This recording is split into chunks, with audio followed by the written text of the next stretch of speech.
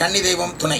கன்னி தெய்வத்தை வழிபடக்கூடிய கன்னி தெய்வங்களின் குடும்ப உறவுகளாகிய என் அன்பு உறவுகள் அனைவருக்கும் என்னுடைய நெஞ்சார்ந்த வணக்கங்களை தெரிவித்துக்கொண்டு நேரடியாக கேள்வி பதிலுக்குள் வருகிறேன். இதோ முதலாவதாக ஒரு ஆடியோ. கன்னி தெய்வம் துணை, கன்னி தெய்வம் துணை, கன்னி தெய்வமே துணை. அண்ணா, இந்த பதிவு 377வது பதிவு மிக அருமையாக இருந்தது. நீங்கள் கண்ணீர் விட்டவுடனே எனக்கும் கண்ணீர் வந்து விட்டது. பதிவு மிக அருமை. கன்னி தெய்வமே துணை. மகிழ்ச்சி உடன்பிறப்பே. கண்ணீர் என்பது சும்மா நினச்ச உடனே வராது. அந்த குழந்தையின் அந்த உறுதியான உருக்கமான உரையை கேட்கும் பொழுது என்னையும் அறியாமல் அந்த மகளுக்கு உதவி செய்வதாக கூறியிருந்தேன். அந்த மகளும் ஒரு தெய்வ நம்பிக்கை உள்ள ஒரு மகள். இன்னும் அவரை நான் நேருக்கு சந்திக்க இல்லை, விரைவில் சந்திப்பேன் என்ற நம்பிக்கையும் எனக்கு இருக்கிறது. மகிழ்ச்சி உறவே, உங்களை போன்ற உறவுகளை தந்த கன்னி தெய்வத்திற்கு நன்றி கூறி அடுத்த ஆடியோவை கேட்டு பதிலளிக்கிறேன். அண்ணா, நீங்கள் ஒரு குழந்தையாகவே மாறிட்டீங்கண்ணா. மகிழ்ச்சி அம்மா. குழந்தை தெய்வத்தை தானே வணங்கி கொண்டிருக்கிறோம். அவ்வப்போது குழந்தைத்தனமான எண்ணத்தையும் அந்த தெய்வங்கள் நமக்கு தருவதுண்டு.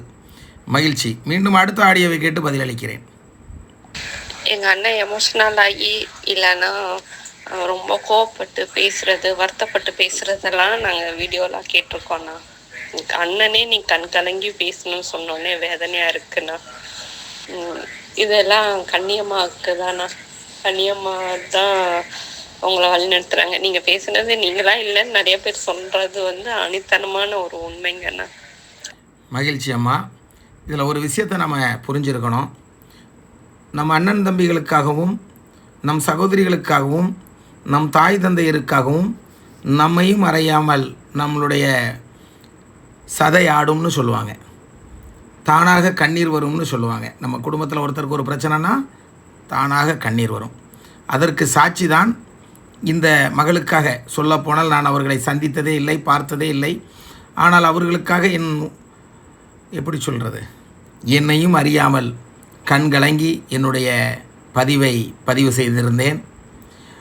அந்த ஒவ்வொரு வார்த்தையிலும் எவ்வளவு வலி இருந்தது என்பதை நான் நன்கு உணர்ந்ததனால்தான் எனக்கு என்னையும் அறியாமல் கண்ணீர் வந்தது. ஆகவே இது ஒரு குடும்பம், இது ஒரு சேனல் அல்ல, இது எது ஒரு யூடியூப் அல்ல. இங்கு நான் அடிக்கடி கூறக்கூடிய ஒரு வார்த்தை கன்னி தெய்வ குடும்ப உறவுகளே என்று தான் கூடுவேன். தனிப்பட்ட நபராக யாரையும் பார்ப்பதில்லை. ஜாதி பெயரை வைத்தும் யாரையும் தனியாக பிரித்து பார்ப்பதில்லை. மதத்தின் பெயரை வைத்தும் யாரையும் தனியாக பிரித்து பார்ப்பதில்லை. மொழியின் பெயரை வைத்தும் யாரையும் தனியாக பிரித்து பார்ப்பதில்லை. எம் மதமும் என் ஜாதியும் எல்லா மொழியும் எனக்கு ஒன்றே என்ற எண்ணத்தோடு கன்னி தெய்வத்தின் குழந்தையாக பேசிக்கொண்டிருக்கிறேன். கன்னி தெய்வத்தின் வழிகாட்டுதலின்படி இங்கே பேசிக்கொண்டிருக்கிறேன். ஆகவே அன்பு பிள்ளைகளே, யாராக இருந்தாலும் அவரவர் வேலையை சுத்தமாக செய்தால் நிச்சயமாக இந்த வாழ்வில் கன்னி தெய்வம் நம்மை பின்தொடர்ந்தும் முன்தொடர்ந்தும் நம்மை பாதுகாத்து வருவார்கள் என்பதுதான் உண்மை. நம்பி பிடித்திடுங்கோ. உங்கள் கன்னி தெய்வத்தை நீங்கள் நம்பி வழிபட்டிடுங்கோ. நிச்சயமாக அந்த தெய்வம் உங்களை ஆசீர்வதிப்பார். மீண்டும் அடுத்த ஆடியோவை கேட்டு பதிலளிக்கிறேன். அண்ணா, நீங்கள் ஒரு இலகுன மனசு படைச்ச ஒரு குழந்தைங்க அண்ணா. நீங்கள் கண்டிப்பாக குழந்தை தானா? எப்படி சொல்ற, குழந்தை அப்பப்போ கோச்சுக்கும், அப்பப்போ எமோஷனல் ஆகும், அப்பப்போ பிடிக்கும், திட்டும், எல்லாம் செய்யும். பார்த்தீங்களா, அந்த மனசு உங்ககிட்ட அப்படியே இருக்குங்கண்ணா. எந்த இடத்துல எப்படி இருக்கணும் அப்படிங்கிறது கரெக்டாக நீங்கள் உணர்த்துறீங்கண்ணா. மகிழ்ச்சி அம்மா. குழந்தைத்தனமாகவும் இருப்போம், கற்றுக் கொடுப்பதில் ஆசிரியராகவும் இருப்போம், பாசம் காட்டுவதில் பெற்றோர்களாகவும் இருப்போம், தவறு செய்தால் தண்டிப்பதில் நல்ல அதிகாரியாகவும் இருப்போம். ஆகவே அனைத்தும் நம் கன்னி தெய்வமே. நம் கன்னி தெய்வத்தின் வழிபாடே பாசத்தை வெளிப்படுத்துவது தான். நம் கன்னி தெய்வத்தின் வழிபாடே குடும்பத்தை ஒற்றுமைப்படுத்துவது தான். நம் கன்னி தெய்வத்தின் வழிபாடே நம் வாழ்வில் வெற்றியடைய வைப்பது தான். ஆகவே கன்னி தெய்வத்தின் பிள்ளையாகிய நான் கன்னி தெய்வத்திற்காக இங்கு உழைத்து கொண்டுவது மட்டுமல்ல, உங்களை போன்ற உறவுகளையெல்லாம் எனக்கு கொடுத்த அந்த கன்னி தெய்வங்களுக்கு நன்றி கூறுவது மட்டுமல்ல, என்னுடைய ஆசை என்னுடைய வாழ்நாள் முழுவதும் உங்களோடு பயணிக்க வேண்டும். உங்கள் அனைவரையும் நான் வழிகாட்ட வேண்டும். நீங்கள் மனம் தளர்ந்து விடாதீர்கள். கன்னி தெய்வத்தை வணங்குகிறோமே, நமக்கு நல்லதே நடக்கவில்லையே ஏன் என்ற சந்தேகம் வந்துவிட வேண்டாம். எப்பொழுது உங்கள் இல்லத்தில், அது மட்டுமல்ல உங்கள் உள்ளத்தில் நீங்கள் சந்தேகத்தோடு இவர்கள் நம் வீட்டில் இருக்கிறார்களா என்று நினைத்து விட்டாலே ஆபத்து நெருங்கிவிட்டது. இரண்டாவதாக, இவர்கள் நமக்கு ஏன் என்னும் நல்லது செய்யவில்லை என்று நினைத்து விட்டாலே ஆபத்து நெருங்கிவிட்டது. இந்த கெட்ட துஷ்ட ஆவிகள் நம்மை விட்டு அந்த தெய்வத்தை விலக்கி வைக்க முதலில் அவர்கள் செய்ய வேண்டியதே நம்மை நம்பிக்கை இல்லாதவனாக மாற்றுவது தான் அதோட வேலை. அப்படி நம்பிக்கை இல்லாதவர்களாக நாம் மாறும் பொழுது நம்பும் இடத்தில் மட்டுமே கன்னி தெய்வம் இருப்பாள், காட்சியளிப்பாள், காலத்தை வெல்வாள், காலனையும் வெல்வாள். காரணமில்லாமல் அவள் உங்களோடு இல்லை என்பதை உணராமல் நீங்கள் அவரை சந்தேகப்பட்டு விட்டால் நிச்சயமாக அந்த தெய்வம் அந்த பதியில் இருக்காது, ஒதுங்கிவிடும். அப்படியே இருந்தாலும் ஒடுங்கிவிடும். பலத்தினை இழந்து, சக்தியை இழந்து, தன்னுடைய தன்னம்பிக்கையும் இழந்து, நம் பிள்ளை நம்மை நம்பவில்லையே என்ற ஏக்கத்தோடு அப்படியே இருந்துவிடும். ஒரு யுகம் கழிந்துவிடும். ஆகவே அடுத்த தலைமுறைக்கு வர வைத்து விடாதீர்கள்.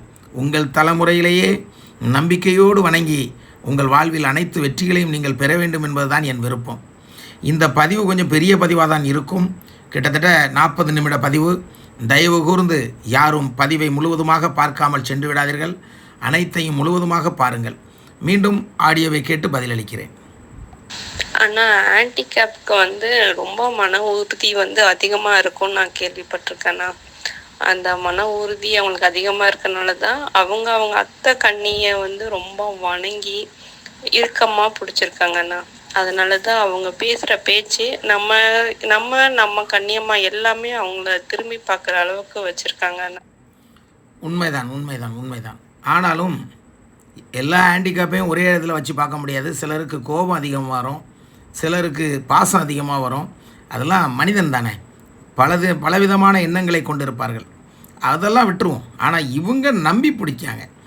இன்னும் முறையாக எடுக்கவில்லை என்றாலும் நம்பி பிடித்து அவர்கள் வழிபடும் பொழுது அவர்களுக்கு இருக்கக்கூடிய குறைகளையெல்லாம் நிவர்த்தி செய்து நிறைவான வாழ்க்கையை கொடுக்க வேண்டும் என்று வேண்டிக்கொண்டு மீண்டும் அடுத்த ஆடியோவை கேட்டு பதிலளிக்கிறேன். அப்பா கன்னி தெய்வம் துணைப்பா. அப்பா 377வது பதிவு கேட்ட நம்ம கன்னி தெய்வ உறவுகள் எல்லாருமே கண்ணு கலங்கியிருக்கோம்ப்பா. எல்லாரும் தன்னை மறந்து அழுதுட்டோம்ப்பா. அங்கதான் நம்ம கன்னி தெய்வம் இருக்கிறது. யாரோ இருந்து எங்கோ இருந்து என்னிடத்தில் பேசுகிறார்கள். ஆனால் அந்த மகளுக்காக எங்கிருந்தோ எங்கெல்லாமோ இருந்து அவர்களை வாழ்த்துகிறீர்கள் என்றால் இதுதான் என்னுடைய உழைப்பு, இதுதான் எனக்கு கிடைத்த மிகப்பெரிய வெற்றி. ஒரு மகளுக்கு பிரச்சனை, ஒரு கன்னி தெய்வத்தை சார்ந்த ஒரு மகளுக்கு பிரச்சனை. அவள் வாழ வேண்டும் என்று எங்கோ இருக்கிற அவள் முகம் தெரியாதவர்கள் அவளுக்காக வேண்டும் பொழுது நிச்சயமாக அவள் வாழ்வாள் என்பதுதான் உறுதியான உண்மை. மகிழ்ச்சியம்மா, மீண்டும் தொடர்ந்து உங்களுடைய ஆடியோவை கேட்டு பதிலளிக்கிறேன். புதுக்கோட்டையிலிருந்து பேசக்கூடிய அன்பு பிள்ளை. எப்படி சொல்றதுன்னு புரியலப்பா. அந்த சகோதரியோட குரல், அவளோட கவலை, அவ சொன்ன விதம் எல்லாத்தையும் கேட்டு உங்க மூலம் உங்க கண் வழியா உங்க அத்தைகளோட வெளிப்பாடுப்பா. அது சொல்ல முடியலப்பா. அத்தைகள் உங்க மூலமா அந்த பொண்ணோட பேச்சும் அந்த பொண்ணு சொன்னதையும் கேட்டு அத்தை என்ன நினைச்சாவளோ அதை உங்க மூலமா வெளிப்படுத்தியிருக்காப்பா. உண்மையம்மா, மகிழ்ச்சி, அருமை. மீண்டும் அடுத்த ஆடியோவை கேட்டு பதிலளிப்போம். அப்பா ஒவ்வொரு பதிவுலையும் நீங்க பேசியிருக்கீங்க, சத்தமா பேசியிருக்கீங்க, மெதுவா பேசியிருக்கீங்க, ஆக்ரோஷமா பேசியிருக்கீங்க. ஆனா இந்த 377வது பதிவுல கண் கலங்கி தேம்பி அழுதும் பேச வச்சு காமிச்சிருக்காங்கப்பா அத்தைகள். நீங்க சொல்லியிருக்கீங்கப்பா, அத்தைக்கு சாமி கும்பிடும் போது, ஆடி மாசம் சாமி கும்பிடும் போது தன்னையும் அறியாம தேம்பி அழுதுருக்கேன்னு சொல்லியிருக்கீங்கப்பா, கேட்டிருக்கோம். ஆனா இன்னைக்கு உண்மையிலுமே அதை உண்மையாவே எல்லாருக்கும் காட்டிட்டாங்கப்பா அத்தைகள். ஆமாம்மா, ஆடி 30 அத்தைகளின் திருவிழா அன்று தீபத்தை ஏற்றிவிட்டு நான் கண்மூடி அவர்கள் முன் நிற்கும் பொழுது என்னையும் அறியாமல் கண்ணீர் வந்து கொண்டே இருக்கும். நான் பலமுறை அதை கண்ட்ரோல் பண்ணியிருக்கிறேன். இப்போ எப்படி சொல்லணும்னு தெரியல. இப்போ நானே மறந்துடுவேன். அந்தளவுக்கு என்னை மறந்து சில விஷயங்கள் நடக்கும். ஏங்கி விடுவேன் அத்தைகளின் ஒரு வார்த்தைக்காக, அத்தைகளின் அந்த கருணை உள்ளத்தோடு பார்க்கக்கூடிய அந்த பார்வைக்காக. அவர்கள் வருகை தந்து ஏற்றுக்கிட்டப்பா, எல்லாம் நிறைவாக இருக்குப்பா உன் மனசு போலன்னு சொல்லும் பொழுது என்ன சொல்ல, இந்த வானத்துக்கும் பூமிக்கும் குதிக்கிறது போல் ஒரு உணர்வு வரும் பாருங்கள். அந்த ஆனந்த கண்ணீர் பறந்தோடி விடும். அது சான்ஸே இல்லை, அதை சொல்ல முடியாது. அதை அனுபவிக்கும் பொழுது தான் அதை உணர முடியும் என்பது போல் ஆடி 30 என்பது அதிசயமான ஒரு நாள். அந்த நாளுக்காக நான் ஏங்காத நேரம் இல்லை. இன்றைக்கி தான் ஆடி 30ன்னு வச்சுக்கொள்ளுங்க, இன்றைக்கி தான் திருவிழா முடிஞ்சிருக்குன்னு வச்சுக்கோங்க. அடுத்த நாளே என்ன யோசிப்பேன்னா, அடுத்த ஆடி 30 என்றைக்கு வரும்? இதுதான் என் மனம். என்னையும் அறியாமல் அடுத்த ஆடி 30 இன்னும் நல்லா செய்யணும், பிரம்மாண்டமாக இருக்கணும், அத்தைகளுக்கு அற்புதமாக செய்யணும், ஆசை தீர செய்யணும். ஆனால் என் ஆசைக்கு தீர்வே கிடையாது, தீரவும் செய்யாது. ஏன்னா கொடுத்துக்கிட்டே இருக்கணும், அத்தைக்கு செழிப்பாக செய்யணும். அந்த அலங்காரமும் சரி, அதுவும் அதெல்லாம் வேற. வாங்க, வந்து அனைவரும் பாருங்கள், அத்தைகளின் ஆசீர்வாதத்தை பெற்று செல்லுங்கள், வாழ்வில் எல்லா நலமும் பெற்றுக்கொள்ளுங்கள். கட்டாயம் அல்ல இது உங்கள் அனைவருக்கும் 100 வருட அழைப்பு என்று நான் அடிக்கடி சொல்வதுண்டு. யாரையும் கட்டாயப்படுத்த மாட்டேன் அத்தை விழாவுக்கு வாங்கன்னு. நோட்டீஸ் கிடையாது, அழைப்புதல் கிடையாது, விளம்பரம் கிடையாது, எதுவும் கிடையாது. அத்தைகள் இருப்பது உண்மை, அத்தைகள் இருந்து ஆசீர்வதிப்பது உண்மை. என்னை வழிகாட்டுகிறார்கள். எந்த கஷ்டங்கள் வந்தாலும் நஷ்டங்கள் வந்தாலும் அத்தை திருவிழாவுக்கு பணம் வந்துவிடும். உடனே எல்லாரும் நன்கொடை பிரிச்சிடணும்னு நினச்சிறாங்க. ஒருத்தட்டையும் ₹1 வாங்க மாட்டேன். வாங்கக்கூடிய சூழ்நிலையை இன்றைக்கு வரைக்கும் அத்தைகள் தரவில்லை. எந்த ரூபத்திலும் என்னுடைய சொந்த பணம் வரும் பொழுது நிச்சயமாக தெளிவாக விழா சிறப்பாக நடக்கும். வருகின்ற ஆடி 30 அத்தைகளுக்கு 30வது வருடம் பிரம்மாண்டமாக விழா இருக்கும் என்று நம்புகிறேன். இந்த வருடம் 3000 பெண்களுக்கு சேலை கொடுக்க வேண்டும் என்று நான் ஆசைப்பட்டிருந்தேன். ஆனால் அத்தைகளிடத்திலிருந்து வந்த உத்தரவு குழந்தைகளுக்கு கொடுக்க சொல்லி வந்திருக்கிறது. ஆகவே இந்த வருடம் குழந்தைகளுக்குத்தான் கொடுக்க போகிறோம். அது 200 பிள்ளைகளா, 400 பிள்ளைகளா, 600 பிள்ளைகளா, 700 பிள்ளைகளா, இல்லை 1000 பிள்ளைகளா என்பது ஆடி 30 அன்று தான் தெரியும். அதற்கு முன்பாக கணிக்க முடியாது. ஆகவே அன்பு உறவுகளே, இந்த வருடம் மிகவும் சிறப்பான வருடம். ஆடி 30வது வருடம். அத்தைகளின் ஆசீர்வாதத்தை பெற ஒரு சிறப்பான நேரம். அத்தைகளும் மனப்பூர்வமாக மன உறுதியாக வரக்கூடிய அத்துணை பிள்ளைகளையும் வாழ வைத்து வழியனுப்ப நானும் வேண்டிக் கொள்கிறேன். எனக்கும் ஒரு அங்கீகாரத்தை அத்தைகள் தந்து கொண்டே இருக்கிறார்கள். நிறைவான வாழ்க்கை, மனநிறைவான நிம்மதியான வாழ்க்கை. ஏற்றத்தாழ்வுகள் வரும், தொழிலில் பணப்பிரச்சனை இருக்கும், தேவைகள் இருக்கும். அதுக்கெல்லாம் அத்தைகளை ஈடுபடுத்த வேண்டுமா என்றால் ஈடுபடுத்தவே கூடாது. தன் பிள்ளைக்கு என்ன வழங்க வேண்டும், தன் பிள்ளை எவ்வாறு வாழ வேண்டும் என்பதெல்லாம் அத்தைகளுக்கு நன்கு தெரியும். என் தேவைகளை அவர்கள் பூர்த்தி செய்வார்கள். உங்களையும் நீங்கள் நம்பி வரும் அனைத்து பிள்ளைகளையும் அவர்கள் வாழ வைப்பார்கள். அவர்கள் ஆசீர்வாதமே போதுமா, வாழ்கிறது தானாக வாழ்வோம். அந்த தெய்வத்துடைய அனுகிரகம் கிடைச்சாலே போதும். சந்திக்க முடியாது, பேச முடியாது, பார்க்க முடியாது, அப்பேற்பட்ட ஒரு தெய்வம். வழிபடும் பிள்ளைகள் நம்பி வந்து வழிபட்டால் நிச்சயமாக ஆசீர்வாதம் தான். இதற்கு ஒரு எடுத்துக்காட்டு, சேலத்தில் ஒரு கன்னி தெய்வத்தை எடுத்து கொடுத்திருந்தோம். என் மூலமாக எடுத்திருந்தார்கள். அந்த மகளுக்கும் கண் பார்வை சற்று குறைவு. அந்த மகளுடைய கணவருக்கும் கண் பார்வை சற்று குறைவு. அந்த இல்லத்திற்கு சென்றிருந்தேன். அவர்களுடைய சூழ்நிலையை பார்க்கும் பொழுது எனக்கு மிகவும் வேதனையாக இருந்தது. முதல் நாள் அவர்கள் கன்னி தெய்வத்தை எடுக்க என்னை பார்க்க வந்திருக்கும் பொழுது எனக்கு ரொம்ப கஷ்டமாக இருந்தது. 2 பேரும் கண் பார்வை குறைந்தவர்களாக இருக்கிறார்களே, சேலத்திலிருந்து இவ்வளவு தூரம் 2 பேரும் வந்து செல்கிறார்களே, இவர்கள் நிச்சயமாக அந்த கன்னி தெய்வத்தை அவர்களுடைய வீட்டில் எடுத்து வளமோடு வாழ வேண்டும் என்று நினைத்திருந்தேன். முறைப்படி எடுத்தும் கொடுத்தாச்சு, பார்க்கவும் சென்று விட்டேன். வீட்டுக்குள்ளே கால் தான் வச்சேன், தெரிஞ்சிட்டு யார் இருக்காங்க. கன்னி தெய்வத்துக்கு தலைக்கு மேலே அவிய குலதெய்வமாகிய கன்னி தெய்வத்தை முறைப்படி எடுத்திருக்கிறது. அந்த குத்து விளக்குக்கு நேர் மேலே ஒரு 2 அடி 3 அடி தள்ளி மேலே ரூபினிசம்மா லைசாம்மாள் அத்தைகளின் பதி ஃபோட்டோவே வைத்திருக்கிறார்கள். தயவு செய்து அன்பு பிள்ளைகளே, அத்தைகளின் ஃபோட்டோ பதியை வைக்க வேண்டும் என்றால் என்னிடம் அனுமதி பெற வேண்டும், என்னிடம் கேட்க வேண்டும் என்பதை மறந்து விட்டார்கள் அவர்கள். அவர்கள் வைக்கக்கூடாத இடத்திலும் வைத்து விட்டார்கள். அது தவறு. ஒரு கன்னி தெய்வத்தை எடுத்திருக்கிறோம். அந்த கன்னி தெய்வம் மட்டும்தான் அந்த பதியில் இருக்க வேண்டுமே தவிர அடுத்த கன்னி தெய்வமோ உலக தெய்வமோ அந்த பதியின் மேல் இருக்கக்கூடாது. அது அத்தைகளாகவே இருந்தாலும் இருக்கக்கூடாது என்று தான் கூறுவேன். அப்பேற்பட்ட என் கண்ணில் முதலில் தெரிந்தது அத்தைகள். அடடா, இது என்ன தவறு என்று உடனடியாக அதை கலட்ட சொன்னேன். கலட்டி விட்டு அவர்களை அன்பாக சத்தம் போட்டேன். ஏன் இப்படி பண்ணீங்க என்கிட்ட கேட்காம? உங்கள்கிட்ட கேட்டால் நீங்கள் போடக்கூடாதுன்னு சொல்லுவீங்களா, அதனால தான் நாங்களே செஞ்சிட்டோம். எப்படி இந்த ஃபோட்டோ கிடச்சிது? நாங்கள் யூடியூப் நம்ம சேனல்லேருந்து அந்த ஃபோட்டோவை எடுத்து நாங்கள் கொடுத்து அதை ரெடி பண்ணி போட்டிருக்கிறோம் அப்படின்னு சொன்னாங்க.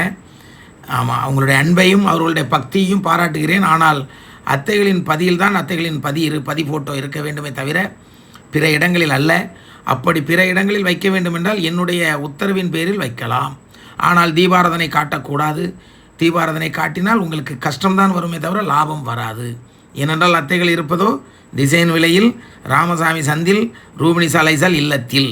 அவர்கள் அங்கு தான் இருக்க வேண்டும், அங்கு தான் அவர்களுக்கு பூஜை பரிகாரங்கள் நடக்க வேண்டுமே தவிர அவர்களை வணங்கும் பிள்ளைகளெல்லாம் அவர்களது இல்லத்தில் அத்தைகள் பதியின் போட்ட வைக்க ஆசைப்படலாம், ஆனால் பூஜை நடத்த ஆசைப்படக்கூடாது. அது பெரிய சித்திரவதையாகிவிடும், கஷ்டமாகிவிடும். யாருக்கு? அத்தைகளுக்கா என்றால் இல்லை, வழிபடும் உங்களுக்கு. சோதனை வந்துவிட்டால் சாதனை வரும் என்று கூறும் நான், இந்த சோதனைக்கு சாதனை வராது, சோதனையே திரும்பவும் வரும். ஆகவே இவர்களுக்கு தீபாராதனை காட்டக்கூடாது என்பதை உறுதியாக சொல்லி, அத்தைகளின் ஃபோட்டோ யாராவது போட்டிருந்தால் எனக்கு தெரியப்படுத்துங்கள். ஆனால் என் அனுமதி இல்லாமல் யாரும் அத்தைகளின் ஃபோட்டோ, அப்படி இல்லைன்னா நான் தான் கொடுக்கலாமே. 5000 பேர் 6000 பேர் வராங்க, ஆடி 30. எத்தனையோ பேர் சொன்னாங்க, அத்தை ஃபோட்டோ நாங்களே சின்னதாக ஆல்பம் மாதிரி போட்டு தரோம், சட்டை பைக்குள்ளே வச்சுக்கலாம், அப்படி போட்டு தரோன்னு சொன்னாங்க. 2 பேர் பையில் வைத்திருப்பார்கள், 3 பேர் தூக்கி எறிவார்கள்.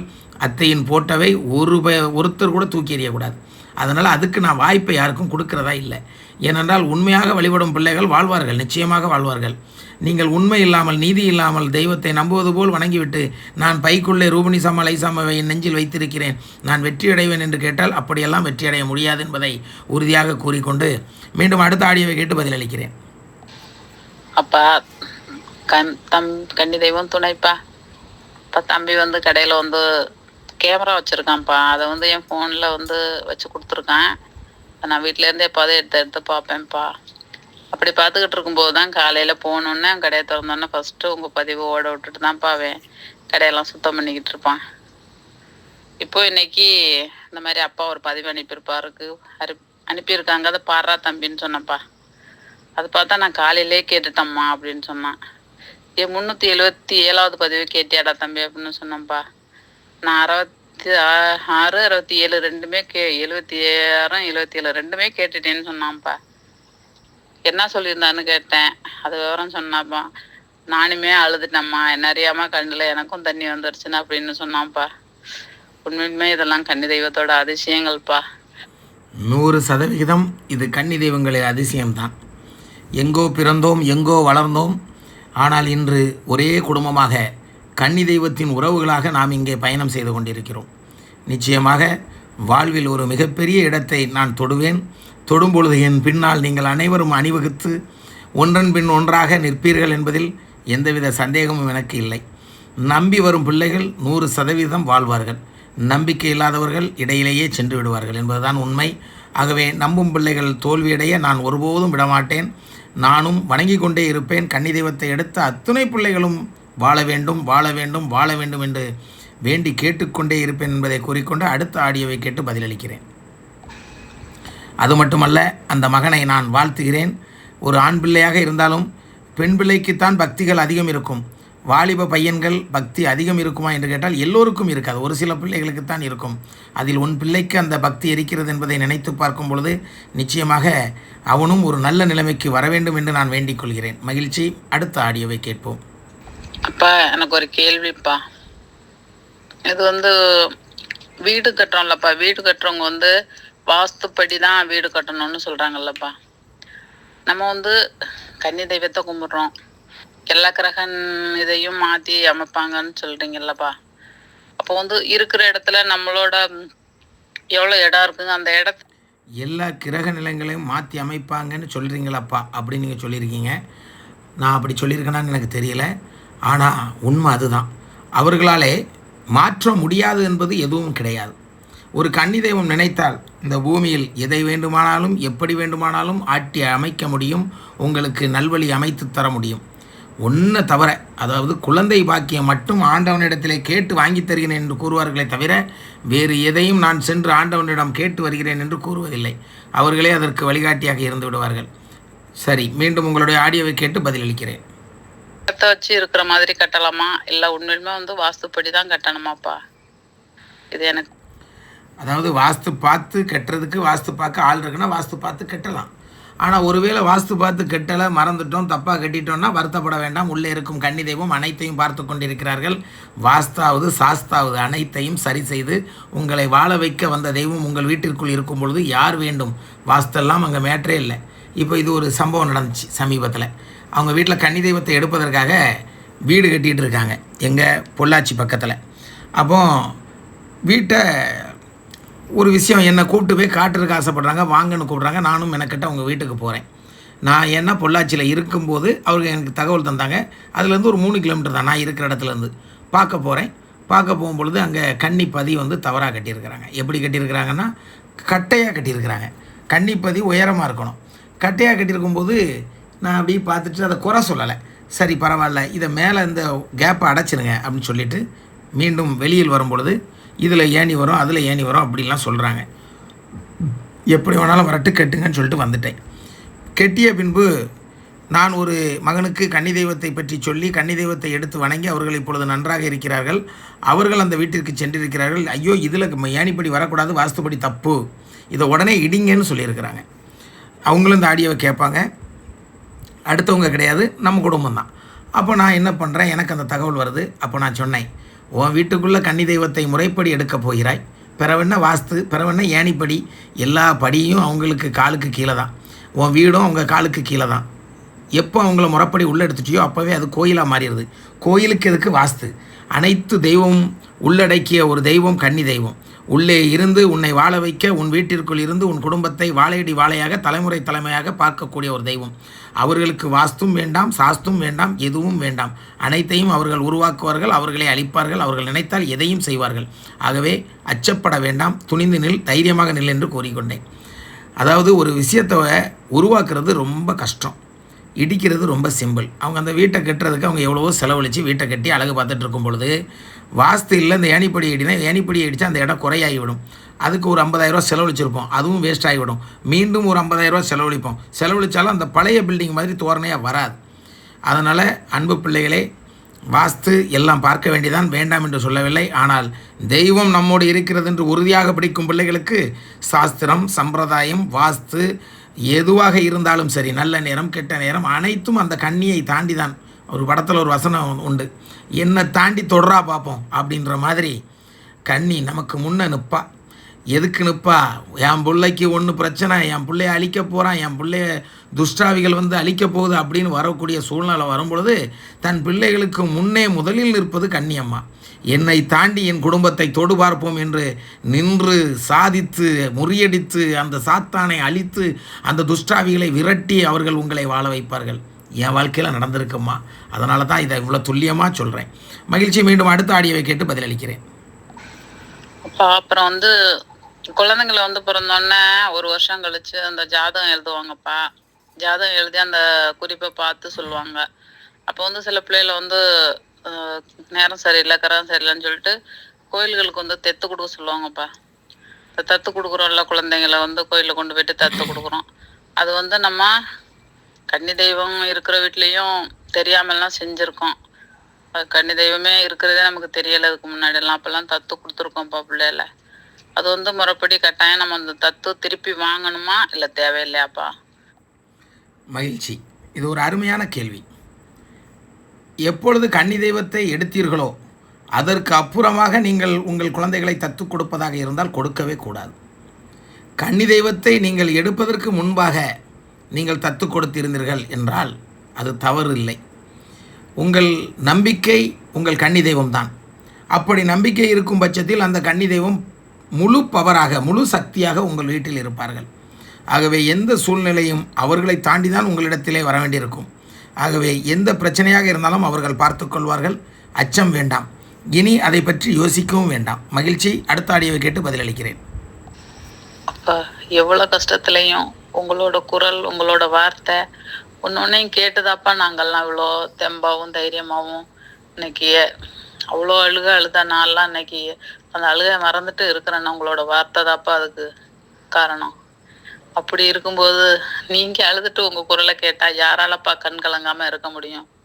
நீங்கள் வழிகாட்டின உங்களோட பிள்ளையப்பா நாங்கள் அனைத்து பேரும், எல்லா கல்வி உறவுகளும் தாங்க முடியலப்பா. மகிழ்ச்சி அம்மா. தாங்க முடியாமல் தானம்மா நானே அழுவேன். பிறருடைய பாரத்தை இறக்கி வைக்கிறதுக்கு தானே இங்கே நான் பயணம் செஞ்சுக்கிட்டு இருக்கிறேன். உங்களுடைய பிரச்சனைகள், உங்களுடைய பாரங்கள் எல்லாம் இறங்க வேண்டும், கன்னி தெய்வங்கள் உங்களோடு இருந்து உங்களை ஆசீர்வதிக்க வேண்டும் என்பதற்காகத்தானே இங்கு பயணம் செய்து கொண்டிருக்கிறேன். இங்கு வரக்கூடிய ஒவ்வொரு நபர்களும் நம்மளுடைய பதிவுகளை பார்த்துவிட்டு அப்பப்பா இது என்னப்பா ஆச்சரியமாக இருக்கிறது, இன்றைய கலிகாலத்தில், இன்றைய கம்ப்யூட்டர் காலத்தில் இப்படியெல்லாம் தெய்வங்கள் உண்டா, இப்படியெல்லாம் பேய்களை விரட்ட முடியுமா, இவர் என்ன செய்கிறார், இவர் இருந்து அடிக்கிறாரா, இல்லை இவர் என்ன பண்ணுகிறார் என்றெல்லாம் யோசித்து என்னிடத்தில் கேள்வி கேட்கிறார்கள். நான் தொட வேண்டிய வேலையே எனக்கு கிடையாது. பேய் பிடித்தவர்கள் அத்தைகளின் கோட்டைக்குள் வரும்பொழுது தானாகவே அடி விழும், தானாகவே. ஆனால் அதுக்கு ஒரு விஷயம் இருக்குது, என்னுடைய ஒத்துழைப்பு வேண்டும். அத்தைகள் நான் இல்லை என்றால் அத்தைகள் இயங்க மாட்டார்கள். என் மகன் சொல்லட்டும், என் பிள்ளை சொல்லட்டும் என்று என்னை அவர்கள் கேட்காமல் இதுவரைக்கும் எதையும் செய்ததில்லை என்பதை நான் மிகவும் பெருமையோடு கூட கூறிக்கொள்கிறேன். ஆகவே நான் அந்த பிள்ளையை, பேய் பிடித்த பிள்ளையை உள்ளே கொண்டு விடுகிறேன் என்றால் அத்தைகள் என்ன நினைக்கிறார்கள்? நம் மகன் தயாராகிவிட்டான், இந்த பேயை அழிப்பதற்கு நம்மை கை காட்டி விட்டான், அழித்தே தீர வேண்டும் என்று அடிக்க ஆரம்பித்து விடுவார்கள். ஆகவே அதை கண்கூடாக பார்த்த கன்னி தெய்வ பிள்ளைகளுக்கு தெரியும் அத்தைகளின் சக்தி என்னவென்று. இதை கண்கூடாக பார்க்காமல் இங்கே ஆடியோவை மட்டும் பார்ப்பவர்கள் இவர் தான் ஒருவேளை தூக்கி தூக்கி போட்டு மிதிக்காரோ அப்படின்னு கூட நிறைய பேர் நினைக்கிறாங்க. இங்கே ஒரு மந்திர கோலும் கிடையாது, வேப்பிலையும் கிடையாது, ஒரு எப்படி சொல்ல பெரம்பும் கிடையாது, எதுவும் கிடையாது. அடிக்கிறதுக்கு ஒரு பொருள் இருக்காது. ஆனால் அத்தைகளின் கோட்டைக்குள் துஷ்டாவிகள் கால் வைத்தால் அடித்து சின்ன பின்னமாக்கி அழிப்பது மட்டுமே அத்தைகளின் வேலையாக இருக்குமே தவிர சரி பாவம் பிழைத்து போகட்டும் என்றெல்லாம் விடமாட்டார்கள். அப்படி ஒரு பேயை விடுகிறார்கள் என்றால் அது திரும்ப வராது. இதுதான் உண்மை. மகிழ்ச்சி உறவே, மீண்டும் அடுத்த ஆடியோவை கேட்போம். ஒவ்வொரு கேள்வியும் ஒவ்வொரு வித்தியாசமான பதில்களாக வருகிறது, ஏனென்று தெரியவில்லை. உங்கள் கூடவே இதப்பா நாங்களும் பயணம் செய்கிறோம். நீங்கள் சிரிச்சா சந்தோஷமாக சிரிப்போம். நீங்கள் கலங்கும் போது எங்கள் மனசும் கலங்கும்ப்பா. இது கன்னி தெய்வத்தோட உறவுப்பா. இது நம்ம கன்னி தெய்வம் அப்பேற்பட்ட தெய்வம்ப்பா. கன்னி தெய்வம் இருக்கிற எல்லாருமே எல்லாரோட மனசும் இப்படி தான் இருக்கும்னு நினைக்கிறேன்ப்பா. நான் கண்டிப்பாக அதெல்லாம் இருக்கட்டு. நான் சிரிச்சா சிரிக்கிறதும் நான் கலங்குறதும் இருக்கட்டு. சீக்கிரத்தில் கல்யாண சாப்பாடு போடுதாயி. உன் வீட்டில் மேலே சத்தம் கேட்கணும்னு உன் கண்ணி ஆசைப்படுறா. சீக்கிரத்தில் அதுக்கான ஆயத்தத்துக்கு நீ முயற்சி செய். அப்போ தான் 1 வருஷமோ 2 வருஷத்துக்குள்ளேயோ நல்ல காலங்கள் நடக்கும். நீ நினைக்காமே இருந்துட்டா வீட்டில் குமர் இருக்குது, பிள்ளைகள் வளர்ந்துக்கிட்டு இருக்காங்க. வயசை யோசி. இந்த வயசில் திருமணம் பண்ணி கொடுத்தா சரியாக இருக்குமா, இந்த வயசில் நம்ம மகனுக்கு திருமணம் செய்து வைத்தால் சரியாக இருக்குமா என்பதை யோசி. விரைவில் மங்கள சத்தம் அங்கே கேட்க வேண்டும். மகிழ்ச்சி. மீண்டும் அடுத்த ஆடியோவை கேட்டு பதிலளிக்கிறேன். அப்பா இன்னைக்கு மட்டும் 4 தடவை அந்த பதிவை பார்த்துருக்கேன்ப்பா. அந்த உங்களோட மனசு துடிச்சது அதுதான்ப்பா ஞாபகத்தில் அப்படியே இருக்குது இப்போ வரைக்கும். நைட் ஆயிடுச்சு, இப்போ 9 மணி ஆக போகுது, இப்போ 9:30 ஆயிடுச்சுப்பா. அதையே நினப்புதாப்பா மனசில் முழுசும் ஓடிக்கிட்டு இருக்கு. கன்னி தெய்வம் இனிமேல் நம்மளை கலங்க விடாங்க மாட்டாங்கப்பா. அருமையான வார்த்தை. கன்னி தெய்வம் நம்மை கலங்க விட மாட்டார்கள்.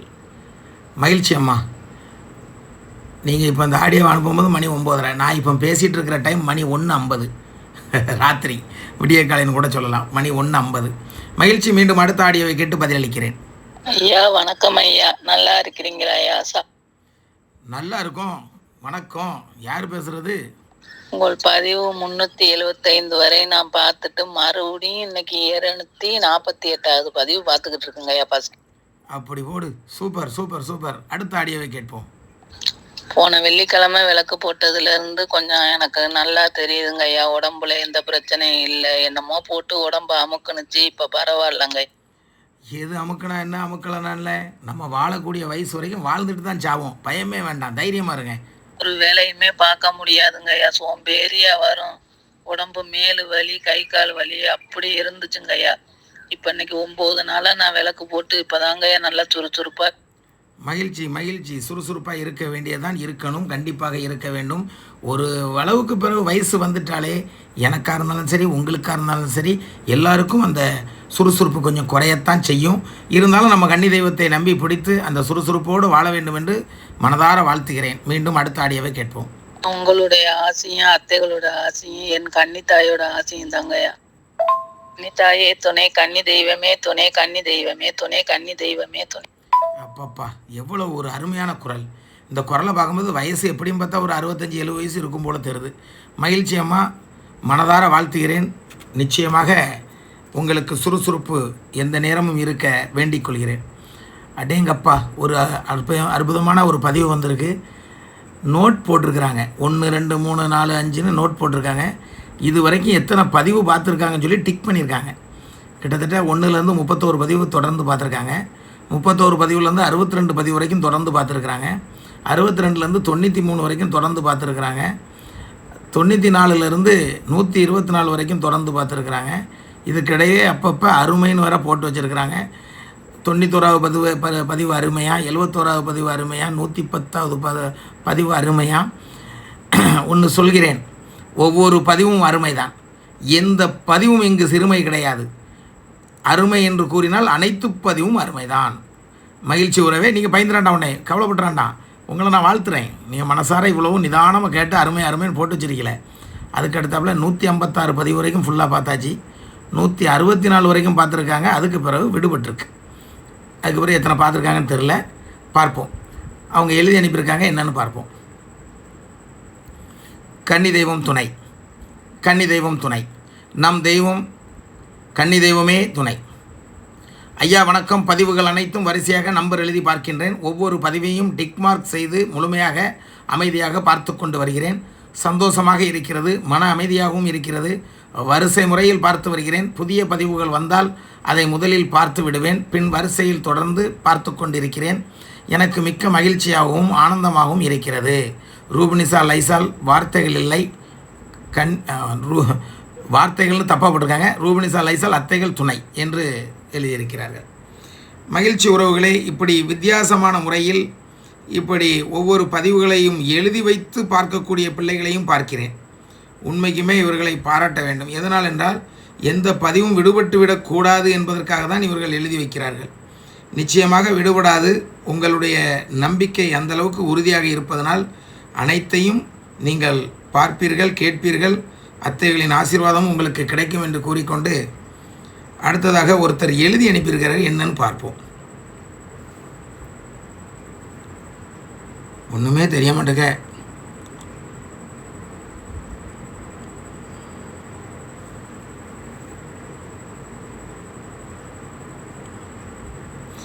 கன்னி தெய்வம் துணை. ரூபினிசா லைசால் அம்மா துணை. ஐயா வணக்கம். என் பெயர் ராணி. முழு பெயர் எலிசபெத் ராணி. என் கணவர் பெயர் கணேசன். நான் உங்களிடம் ஃபோனில் தொடர்பு கொண்டேன். என் மகன் பெயர் ராஜபாண்டி. வயது 15. வெளிநாடு செல்ல இருக்கிறான். நான் கன்னியம்மாவுக்கு விலக்கு வைத்து 15 நாட்கள் ஆகப் போகிறது. நான் 10ஆம் வகுப்பு வரை படித்திருந்தேன். எனக்கு 3 மகள்கள். எனக்கு 3 மகள்கள். நான் வீட்டில் குலதெய்வமாக கன்னியை வைத்துக்கொண்டு வெளியில் சென்று சாமி கும்பிட்டேன். ஆனால் இப்போது என் கன்னியம்மாவுக்கு விலக்கு போடுகிறேன். உங்கள் பதிவு 377 பார்க்கிறேன். 377வது பதிவை பார்த்துவிட்டு மறுபடியும் 350வது வரை பதிவை பார்க்கிறேன். அதை கேட்கும் போதெல்லாம் என் உடம்பில் ஏதோ செய்கிறது. விலக்கு வைத்து நான் மட்டும்தான் வழிபாடு செய்கிறேன் ஐயா. என் கணவர் மீன்பிடி தொழில் செய்கிறார். தொழிலுக்கு போகும்போது அம்மாவை வணங்கி பதியில் இருக்கும் தண்ணீரை குடித்துவிட்டு செல்வார். எனக்கு கன்னியை பதியமைத்து தாருங்கள் ஐயா. மறுபடியும் எனக்கு ஃபோன் பண்ணுவீர்களா ஐயா? ஏதும் தவறு இருந்தால் மன்னியுங்கள். உங்களிடம் பேச வேண்டும் என்று தோன்றியது. அதனால்தான் கேட்டேன். உங்களுக்கு ஓய்வு இருந்தால் ஃபோன் பண்ணுங்கள் ஐயா. பதில் ப்ளீஸ் என்று அனுப்பியிருக்கிறார். மகிழ்ச்சி அம்மா. இது அனுப்புன நீங்கள் யாருன்னு எனக்கு தெரியல. தயவுசெய்து நீங்கள் திரும்பவும் என்னை தொடர்பு கொள்ளலாம். அப்படி தொடர்பு கொள்ளும் பொழுது உங்களிடம் நான் பேசிவிட்டு அதற்கான வழிமுறைகளை சொல்லித் தருகிறேன். மகிழ்ச்சி அம்மா. அடுத்த ஒரு கேள்வி. ஐயா வணக்கம். ராம்குமார், தர்மபுரி. ஏவல், பில்லி, சூனியம் இவற்றிலிருந்து விடுபடுவது எப்படி? குலதெய்வம் வீட்டிற்கு வர வேண்டும், முன்னோர்கள் வீட்டிற்கு வர வேண்டும், என்ன செய்வது? தயவு செய்து பதில் கூறுங்கள் ஐயா என்று கூறியிருக்கிறார். இதுக்கு ஒரே பதில் தான். நீங்கள் முதல்ல நம்ம கன்னிதெய்வ சேனலில் 1வது பதிவுலேருந்து இன்றைய பதிவு வரை பாருங்கள். உங்களுக்கு அனைத்தும் புரிந்துவிடும். அவ்வளவு எளிதான காரியம். உங்கள் கன்னிதெய்வம் உங்கள் கூட இருந்துச்சுனாலே எந்த பெரிய பில்லியாக இருந்தாலும் சரி, சூனியமாக இருந்தாலும் சரி, ஏவலாக இருந்தாலும் சரி, அவங்க பார்த்துப்பாங்க. இதுதான் உண்மை. மகிழ்ச்சி. மீண்டும் அடுத்த ஒரு கேள்விக்கு பதிலளிப்போம். இந்த பதிவு நல்ல மிகப்பெரிய பதிவு. இதுவரை 34 நிமிடங்கள் பேசியிருக்கிறேன். 40 நிமிட பதிவு என் 6 நிமிஷம்தான். பொறுமையாக அனைத்தையும் கேளுங்கள். கன்னி தெய்வம் துணையப்பா. ஒரு கன்னி தெய்வம் ஒருவர் உடம்பில் வருவதாக இருந்தால் ஒருவரை மட்டும் தேர்ந்தெடுப்பார்களா, இல்லை 2 நபர்கள் மீது வரமாட்டார்கள்? அதுபோல் ஒரு வீட்டில் 2 கன்னி தெய்வங்கள் இருந்தால் ஒருவர் உடம்பை மட்டுமே தேர்ந்தெடுப்பார்களா, இல்லை 2 நபர்கள் மீது வருவார்களா? அப்பாப்பா, சரியான கேள்வி, அற்புதமான கேள்வி. ஒரு வீட்டில் 2 கன்னி தெய்வம் இருக்குது, 2 பேர் உடம்புல வருவாங்களா இல்லை ஒருத்தர் மேலே தான் வருவாங்களா என்ற ஒரு அருமையான கேள்வியை கேட்டிருக்கிறார்கள். அது அவர்களுடைய விருப்பம்தான். இப்போ நம்ம வீட்டை எடுத்துக்கிட்டிங்கன்னா ரூபினி சாத்தா லைசாத்தா எங்கள் அண்ணன் மீது மட்டும்தான் வந்தார்கள், வேறு யார் மீதும் வரவில்லை. ஒரு உடம்புல தான் வந்தாங்க. முதல்ல ஒரு அத்தை பேசுகிறாங்க, ஒரே நாளில் 2 அத்தையும் பேச நினச்சாங்கன்னா முதல்ல ஒரு அத்தை பேசி முடிச்சுட்டு இனிமேல் ரூபினி சாத்தை வந்து பேசணும்னு நினைக்காங்க, வருவாங்க பேசுவாங்க அப்படின்னு சொல்லிட்டு போயிடுவாங்க. பிறகு ரூபினி சாத்தை வந்து பேசுவாங்க. இதில் வித்தியாசம் கண்டுபிடிக்க முடியுமா அப்படின்னு கேட்டால் உண்மையான பக்தர்களால் கண்டுபிடிக்க முடியும். நீங்கள் உண்மையாக நம்பி கும்பிட்ற பிள்ளையாக இருந்தால் வந்திருக்கிறது எந்த கன்னி, இது மூத்த கன்னியா, இது சின்ன கன்னியா, இது லைசாலத்தையா, இது இப்போ ரூபினி சாத்தையான்னு கண்டுபிடிக்க முடியும். ஆகவே அன்பு பிள்ளைகளே, அற்புதமான கேள்வி. சில கன்னி தெய்வங்கள் 2 உடம்பில் வர நினைத்தால் 2 உடம்பில் வருவார்கள். ஆனால் 2 உடம்பில் வரும்போது கொஞ்சம் சந்தேக பருவம் நமக்கு இருக்கணும், ஏமாந்துடக்கூடாது. தெளிவாக இருந்து தெளிவாக வழிபடுங்கள். கன்னி தெய்வத்தை முறைப்படி எடுத்து வழிபடுங்கள். மகிழ்ச்சி. மீண்டும் அடுத்த ஒரு கேள்வியை பார்த்து பதிலளிக்கிறேன்.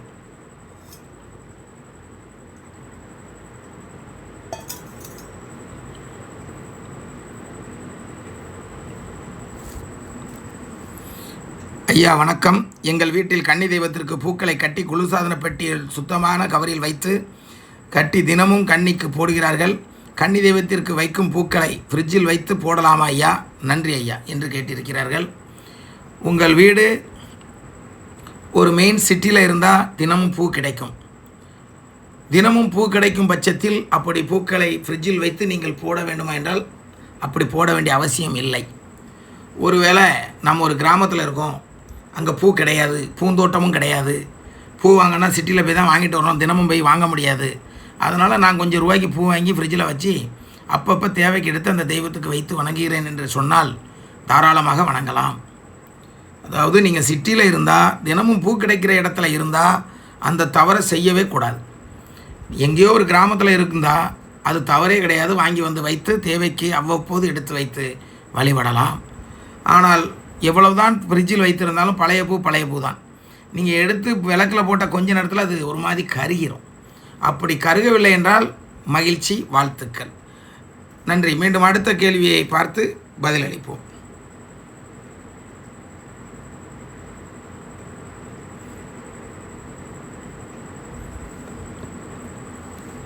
அண்ணா வணக்கம். இப்போது கன்னி தெய்வம் எனது மச்சான் உடம்பில் வரும்பொழுது எவ்வளவு நேரம் இருப்பாங்க அண்ணா? தினமும் வருவாங்களா? அப்படி வரும் பட்சத்தில் தினம் தினம் அருள்வாக்கு சொல்வார்களா என்று கேட்டிருக்கிறார்கள்.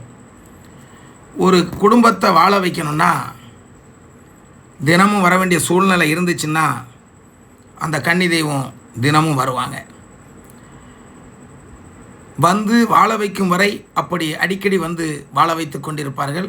பின்பு நீங்கள் நல்ல வாழ்க்கை உங்களுக்கு அமைத்த பிறகு தினமும் வருவார்களா என்றால் வரமாட்டார்கள். அந்த கன்னிப்பதியில் இருந்து அமர்ந்து உங்களை கண்காணித்து கொண்டே இருப்பார்கள், உங்களை வாழ வைத்து கொண்டே இருப்பார்கள். அற்புதமான கேள்வி. சந்தேகம் வேண்டாம். கன்னி தெய்வத்தை முறைப்படி எடுத்து வழிபட்டிருந்தால் தினமும் வந்தால் மகிழ்ச்சி அடையுங்கள். அடுத்தபடியாக ஒரு கேள்வி. கன்னி தெய்வம் துணை ஐயா. ஐயா, இன்று ஒரு வௌவால் வீட்டிற்குள் வந்தது. அதை விரட்ட முயன்ற போது கன்னி தெய்வத்தின் அறையில் போனது. அதை விரட்ட முடியவில்லை, அடித்தோம். நேரடியாக கன்னி தெய்வத்தின் குத்துவிளக்கு பாதத்தில் விழுந்து விட்டது. இதனால் ஏதேனும் ஆபத்தா என்று கேட்டிருக்கிறார்கள். அதாவது தேவையில்லாமல் வௌவால் உள்ளே வரக்கூடாது. அப்படி வௌவால் வருதுனாலே ஏதோ துஷ்டாவிகள் உள்ளே வருகிறது என்ற அர்த்தம். வந்த வௌவாலை நீங்கள் விரட்ட முயற்சித்திருக்கிறீர்கள், விரட்ட முடியவில்லை, அடித்திருக்கிறீர்கள். அடித்தது கன்னி தெய்வத்தின் பாதத்தில் விழுந்திருக்கிறது என்றால் சூரசம்ஹாரம் நடைபெற்றிருக்கிறது என்றுதான் அர்த்தம். அதை பற்றியெல்லாம் நீங்கள் கலங்க வேண்டாம். ஆனாலும் கூட அந்த கன்னிப்பதியை சுத்தம் செய்து அந்த விளக்கை ஒரு குளிப்பாட்டி அதை மறுபடியும் வைத்து தீபம் ஏற்றுங்கள். ஆனால் சூரசம்ஹாரம் நடந்திருக்கிறது. உங்கள் வீட்டுக்குள் வந்த துஷ்டாவியை நீங்கள் விரட்டவில்லை, உங்களால் விரட்ட முடியவில்லை. நீங்கள் அடிக்க முயற்சி செய்தீர்கள், ஆனால் கன்னி பதியினுள் சென்று தான் அடிபட்டிருக்கிறது. காரணம், அந்த தெய்வம்தான் அதை பதிக்குள் வர வைத்து மிதித்து தன் கால் மாட்டில் போட்டிருக்கிறார்கள் என்பதுதான் உண்மை. ஆகவே வாழ்த்துக்கள். இது ஒரு நல்ல விஷயம்தான். அந்த துஷ்ட ஆவி உள்ளே வந்திருக்கிறது, அதை அழித்திருக்கிறார்கள் என்பதுதான் உண்மை. மீண்டும் அடுத்த கேள்விக்கு பதிலளிக்கிறேன். நாங்கள் கன்னி தெய்வத்தின் விளக்கை தூய்மைப்படுத்தித்தான் திரும்ப ஏற்ற வேண்டுமா? தயவு செய்து சொல்லுங்கள். பார்த்தீர்களா? இதை நான் வாசிக்கவே இல்லை, ஆனால் உங்களுக்கு கூறினேன். அந்த கன்னி தெய்வத்தின் விளக்கை நீங்கள் குளிப்பாட்டி சுத்தம் செய்து மீண்டும் வைத்து வழிபடுங்கள், அதுதான் சிறப்பு. அடுத்தபடியான கேள்விக்கு பதிலளிக்கிறேன். அண்ணா, கன்னி தெய்வம் பற்றி பேசல, வீட்டில் ஏதாவது பிரச்சனை வருது, என்ன காரணம்? இதற்கான விடை அடுத்த பதிவில் சொல்கிறேன். அதுவரை உங்களிடமிருந்து விடைபெறுகிறேன். கன்னி தெய்வம் துணை, கன்னி தெய்வம் துணை, கன்னி தெய்வமே துணை.